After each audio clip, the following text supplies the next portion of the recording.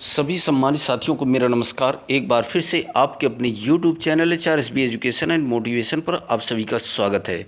साथियों, big breaking news में आज बेसिक शिक्षा से जुड़ी हुई लेटेस्ट अपडेट्स हैं। इस जनपद के सभी कर्मचारियों का अवकाश निरस्त करने के संबंध में आदेश जारी। विद्यालय खुलने पर फिर से सर्वे करेंगे परिषदीय स्कूलों के शिक्षक। DLED 2022 में प्रवेश के लिए 15 जून से करें ऑनलाइन आवेदन, विज्ञप्ति जारी। यूपी बोर्ड रिजल्ट के बारे में सचिव महोदय ने कही यह बात। परिषदीय स्कूलों के बच्चे संस्कृत ज्ञान परीक्षा 5वीं 8वीं तक के बच्चे करेंगे आवेदन। और देखिए कब होगी आवेदन की अंतिम तिथि। तो ये साथियों महत्वपूर्ण अपडेट्स हैं।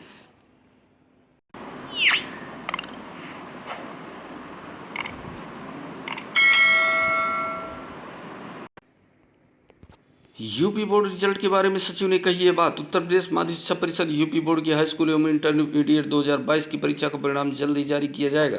यूपी बोर्ड सचिव ने कहा कि परिणाम जारी करने की तिथि के संबंध में अंतिम निर्णय शासन से लिया जाएगा। नतीजा घोषित करने की तैयारी लगभग पूरी हो चुकी है। आज 9 जून को परिणाम जारी करने की वायरल खबर को उन्होंने अफवाह बताया। उन्होंने बताया कि प्रायोगिक परीक्षा के अंक भेज दिए गए हैं और अगले कुछ दिनों के लिए भीतर यूपी बोर्ड परीक्षा का रिजल्ट घोषित कर दिया जाएगा। हाई स्कूल व इंटरमीडिएट परीक्षा में 47,75,749 परीक्षार्थी हुए थे शामिल।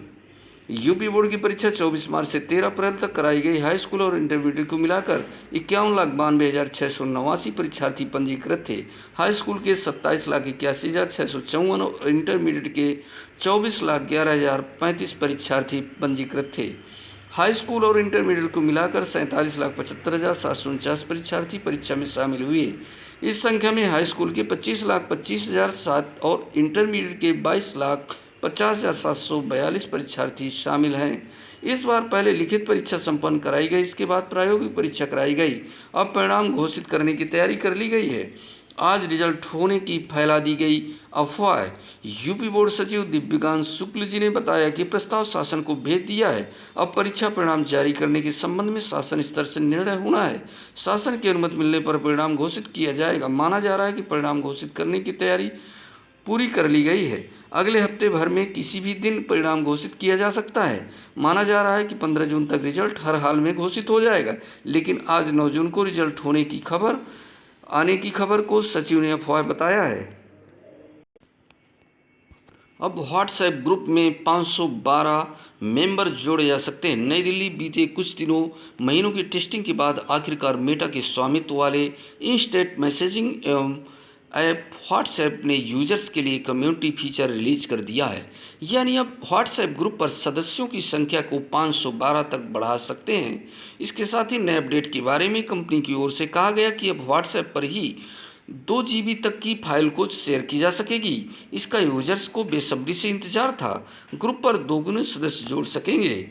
यहाँ बता दें कि अभी तक हर व्हाट्सएप ग्रुप में सदस्यों की संख्या 256 तक सीमित थी, लेकिन अब नया अपडेट करते हुए इस संख्या को 2 गुना कर दिया गया है। यानी इस लिमिट को बढ़ाकर अब 512 कर दिया गया है। इसके साथ ही कंपनी की ओर से बताया गया कि 2 GB की फाइल शेयरिंग सुविधा भी एंड टू एंड इनक्रिप्टेड होगी और इतनी बड़ी फाइल भी आसानी से शेयर की जा सकेगी। व्हाट्सएप के फीचर को ट्रैक करने वाले वेब इन्फो ने ग्रुप में 512 लोगों के जोड़े जाने वाले फीचर की जानकारी दी है। नए फीचर का एक स्क्रीनशॉट भी सामने आया है, जिसमें देखा जा सकता है कि ग्रुप 512 लोगों को ऐड करने का विकल्प मिल रहा है। नया फीचर स्कूल, कॉलेज, किसी संस्था और छोटे व्यवसायों के लिए काफ़ी मददगार होगा। फिलहाल किसी व्हाट्सएप ग्रुप में 256 लोगों को ही जोड़ा जा सकता था। भेज सकेंगे 2 GB की फाइल। व्हाट्सएप में इमोजी, रिएक्शन और ग्रुप में 512 लोगों को जोड़ने के अलावा एक और नया फीचर आ रहा है।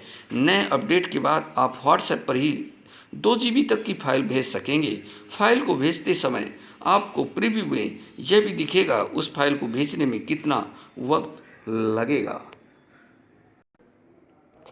विद्यालय खुलने पर फिर से सर्वे करेंगे परिषदीय स्कूलों के शिक्षक। स्कूल में बच्चों के प्रवेश करने के लिए 16 जून से एक बार फिर से सर्वे शुरू होगा। शारदा स्कूल हर दिन आएँ, योजना के अंतर्गत वर्तमान में 600 बच्चे चिन्हित किए जा चुके हैं। 16 जून को ग्रीष्मावकाश खत्म होने के बाद स्कूल खुलने पर शिक्षक 100% नामांकन के लक्ष्य को पूरा करेंगे। सर्व शिक्षा अभियान के तहत जिले में आउट ऑफ स्कूल बच्चों की चिन्हित करने का कार्य किया जाएगा। परिषदीय विद्यालयों में 6 से 14 वर्ष की आयु वर्ग के बच्चों का नामांकन कराने के लिए घर घर जाकर संपर्क करना है। स्कूल न जाने वाले बच्चों की सूची तैयार करने के लिए विद्यालय सभी क्षेत्र में सर्वे कराया जाएगा। सर्वे के दौरान किसी भी तरह की कोई गड़बड़ी न हो, इसका विशेष ध्यान रखा जाएगा। इस कार्य का रिसोर्स पर्सन यानी ARP खंड शिक्षा अधिकारी भौतिक सत्यापन करेंगे। BSA अंजलि अग्रवाल जी ने बताया कि आउट ऑफ स्कूल बच्चों को चिन्हित करने के लिए घर घर सर्वे कराया जाएगा ताकि प्रवासी बच्चे और विद्यालय न जाने वाले बच्चों का नामांकन कराया जा सके। छात्राओं को स्कूल से जोड़ने की पहल भी वे शिक्षा विभाग करेगा। सर्वे कराया जा रहा है कि किन बालिकाओं ने पढ़ाई छोड़ दी है, इनको क्या कन्या उत्सव के तहत प्रवेश दिलाया जाएगा। करीब 400 बालिकाओं का चिन्हीकरण भी किया जा चुका है। उत्तर प्रदेश के कक्षा 5 से 8 तक के अध्ययनरत छात्राओं को नैतिक शिक्षा के अंतर्गत भारतीय संस्कृत ज्ञान परीक्षा 2022 में पूर्ण भागीदारी के संबंध में परिषदीय स्कूलों के बच्चे देंगे संस्कृत ज्ञान परीक्षा। 5वीं से 8वीं तक के बच्चे करेंगे भागीदारी। अभी परीक्षा की तिथि तय नहीं, अगस्त-सितंबर में संभावित तिथि। बच्चों में मानवीय मूल्यों और संस्कृत संचेतना बढ़ाने के लिए अब परिषदीय विद्यालयों में भारतीय संस्कृत ज्ञान परीक्षा कराई जाएगी। इस संबंध में निदेशालय का पत्र आते ही शिक्षा विभाग ने तैयारी शुरू कर दी है। सभी खंड शिक्षा अधिकारियों को पत्र भेजकर 16 जून के बाद आवेदन लेने के निर्देश दिए गए हैं। गायत्री प्रज्ञापीठ हरिद्वार की ओर से भारतीय संस्कृत ज्ञान परीक्षा कराई जाती है। अब तक इसमें निजी स्कूलों के बच्चे ही शामिल होते रहे हैं। इसमें उत्तीर्ण होने वाले बच्चों को पुरस्कार देने के साथ ही पीठ की ओर से भविष्य की पढ़ाई में जरूरी सहायता दी जाती है।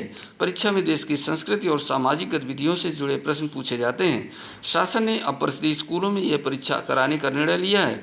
5वीं से 8वीं तक के बच्चे इसमें शामिल होंगे। अभी स्कूलों में ग्रीष्मकालीन अवकाश चल रहा है। परीक्षा की तिथि अभी तय नहीं हुई है। स्कूल खोलने पर आवेदन करने वाले बच्चों के नाम भेजे जाएंगे।